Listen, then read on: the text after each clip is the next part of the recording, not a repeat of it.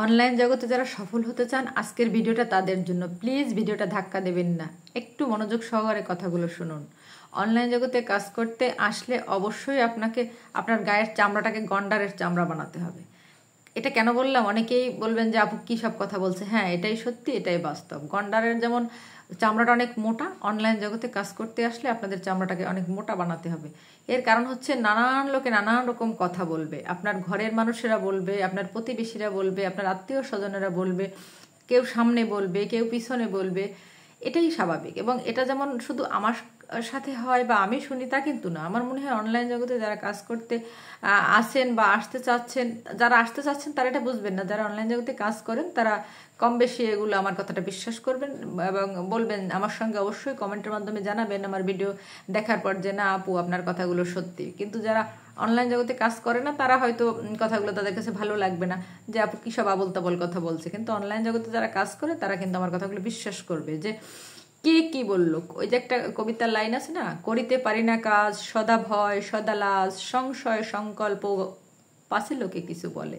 তা বিষয়টা এরকম, পাছে লোকে কে কি বললো, কে কি ভাবলো, এটা নিয়ে আপনার চিন্তা করার সময় নেই। কারণ আপনি ভালো কাজ করতেছেন, সৎ পথে আপনি ইনকাম করার জন্য চেষ্টা করতেছেন, পরিশ্রম করতেছেন। এখানে আপনি তো খারাপ কিছু করতেছেন না।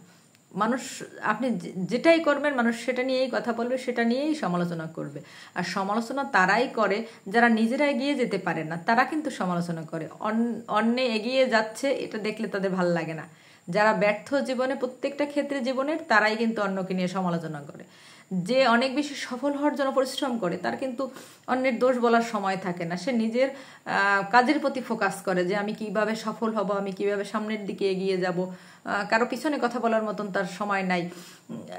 আর যাদের দেখবেন কাজ নাই, নিজের সফল হওয়ার কোনো রকম চেষ্টা নাই, তারাই কিন্তু অন্যের সফলতা দেখে নানান রকম আজে বাজে কথা বলে, আজে বাজে মন্তব্য কথা করে।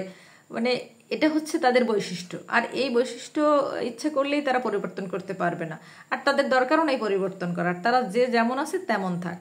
আর আপনি আমি যারা অনলাইন জগতে কাজ করি, আমাদের মাথায় একটা চিন্তা ঢুকাতে হবে এবং এটা একদম স্থায়ীভাবে ঢুকাতে হবে যে আমি যদি, আমার উদ্দেশ্য যদি সৎ থাকে, আমি যদি সৎভাবে আয় করার জন্য চিন্তা করি, আমি যদি এখানে সফল হতে চাই, তাহলে কারো কথায় কান দেওয়া যাবে না।